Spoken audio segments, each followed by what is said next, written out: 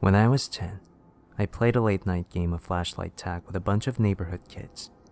If you don't know what flashlight tag is, it's the same as tag. But you play it in the dark. The person who's it gets a flashlight, and they have to yell the name of the person they see with it in order to tag them. It was really cloudy that night, and most people had their curtains drawn, so it was the perfect level of darkness for hiding in. The side of the street my house was on was skirted by a broad length of woods. That was basically the boundary for our side of the game. You could run through any yard, even go across the street and run through their yards, but you weren't allowed to hide in the woods because it was too difficult to find anyone in there, and it was very easy to trip over tree limbs or end up with poison oak. Of course, this rule was frequently and flagrantly ignored when people got too close to being caught. They'd duck off into the bushes for a few seconds or run behind a group of trees to evade capture. I don't remember who was it at the time, but I was hiding in the backyard 2 houses down from my house. The family that lived there had a little playhouse for their daughter, a swing set and a doghouse, but no dog. I would periodically duck into the doghouse whenever I saw the flashlight's searching beam approaching. Those of us trying to hide from the it person liked to spook each other in the dark by jumping out of nowhere and making each other scream, giving away our positions. I thought I knew where the it guy was, but I got comfortable hanging out on the swing set. Suddenly a person with a flashlight came around the corner of the house and angled it almost directly at me. I jumped and ran for the edge of the woods. When I got there, I hovered in case they saw me and were going to yell at me for cheating. The beam of light seemed to explore the swing set where I was, then came in my direction, but there was no sense of hurry at all to it, and I wondered for a second if maybe I'd attracted the attention of the homeowner. Most people on the block knew we were out playing flashlight tag, but you never can be sure that someone won't get nervous if you stay in their yard too long. So I crouched down in the grass and waited to see who it was. They shined the light right in my face, and I tried to cover it with my hand to avoid identification. The creepy thing was, they never said anything, just shined that light on me. "You got me!" I exclaimed, hoping that if it was a homeowner, they'd realize I thought they were the flashlight tagger. Then I realized that 2 houses down, people were yelling and there was the it guy's flashlight beam chasing them around. I stood up and tried to see who was shining the light on me. They just stood there, not moving, not saying anything. I felt a little freaked out. "If you don't want us playing in your yard, I'll go tell them it's off limits, okay?" The person started walking towards me. I didn't feel right, so I started walking toward the edge of the yard. The person just kept shining the light on me and coming toward me, so I ran. When I looked back, the person with the flashlight was running too, and they were an adult, much bigger and much faster than me. I felt scared now, not sure why this person was chasing me. I was running toward where the other kids had been, but they were gone now. It just seemed to be me and the person with the flashlight. So I turned right and ducked into the woods. I dropped to the ground, shaking bushes and stuff to try to confuse the person, then shimmied under a ring of thick bushes and curled up. I could see the flashlight in the woods with me, looking around. I could hear the person's footsteps breaking sticks and crunching on pine needles. I didn't know what the fuck was going on, and I just wanted to get back to all the other kids. Eventually, the flashlight wandered deeper into the woods and I crawled quiet as a mouse back to the edge of the trees and then got up and ran toward the street. I was immediately caught by the person who was it, but I didn't care.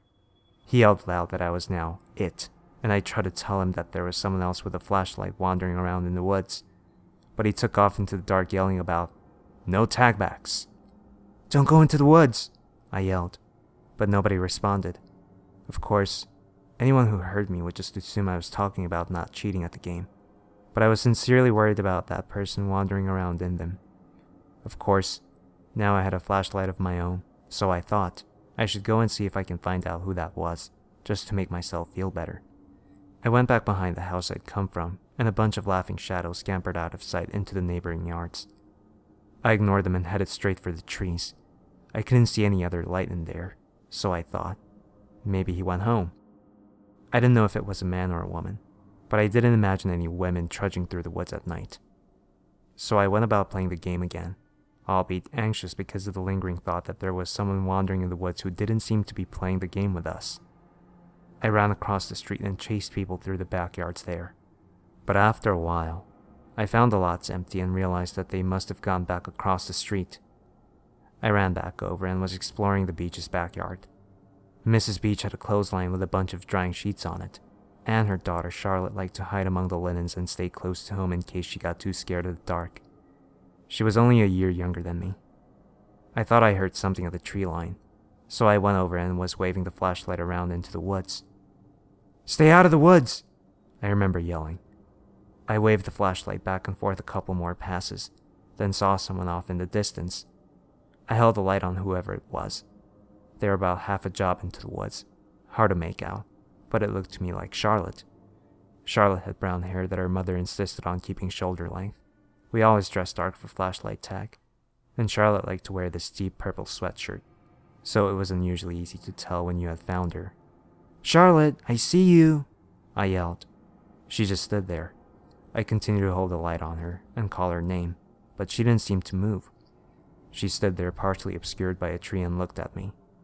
The distance between us was enough that I couldn't see if she was blinking or not, but she had her head propped at an angle like she was looking around the trunk at me with her mouth hanging slightly open.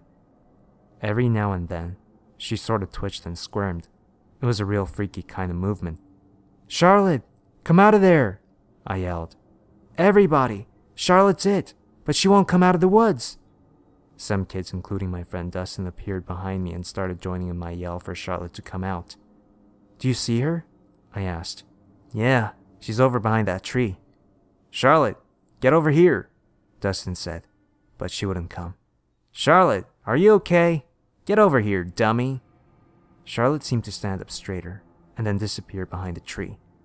We could hear movement, but it seemed to be going away rather than toward us. Dustin started shouting Charlotte's name again and trudging into the woods after her, but I grabbed him and gave him the flashlight to take with him. I was scared again, because this all seemed surreal. I went to Charlotte's house and knocked until her father answered. "Mr. Beach, Charlotte won't come out of the woods, and I'm worried about her," I told him. I wasn't sure if he'd take me seriously, but he rolled up his newspaper and disappeared into the closet behind the door for a moment, before returning with a huge flashlight strapped to a car battery. "Show me where she is," he told me. So I led him into the woods and pointed to where I'd seen her. "She was right there," I said, "by a tree, but she wouldn't come out and she was acting like she was sick or something." A bunch of the other kids kept calling, "Charlotte, Charlotte," and I could see Dustin's flashlight beam moving around through the trees. Mr. Beach went in after him. They explored the woods for a good 15 to 20 minutes, and Mr. Beach started getting real angry. We could hear him yelling very loudly for Charlotte, threatening her with all sorts of punishments if she didn't get her ass back in the backyard that instant. The game was over by now, and we kids just stood there in the Beach's backyard among the linens and watched. Dustin came running back out of the bushes with a dead flashlight. Eventually, Mr. Beach came back out of the woods. "Game over, kids," he said. "Get inside. Ask your folks if they can help me, and to bring flashlights." We all ran back home. My dad went out with 3 different flashlights. My mother went and turned on all the lights in the back rooms and opened the curtains and shades to help illuminate the backyard. I sat on the couch all upset, and she eventually came back and hugged me and sat with me while I told her about the person with the flashlight chasing me and how I thought maybe Charlotte had to run into him.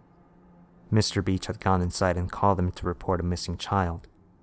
They brought huge lights and did a march through the woods, checking very thoroughly, but didn't find her. My mother told my dad what I told her. He told an officer and I ended up giving a statement. They went to the house 3 doors down and knocked, but the folks that lived there had been asleep and didn't know who would have been in the backyard. The police asked all up and down the neighborhood, but nobody claimed to know anything. The other end of the woods came to a back road mainly used by logging trucks. They found Charlotte 2 days later, on the other side of the logging road, down an embankment that ended at a stream, stuffed into a drain pipe. Her neck had been broken and she was apparently stabbed multiple times afterward. My parents wouldn't tell me about it. They thought it would upset me, but Dustin told me all the details at school the next day. It was the most awful thing our town had ever had happen. The police blocked off the logging road and spent months tracking down loggers and truckers who frequently used it. There was a curfew for months, and we were told not to play flashlight tag anymore.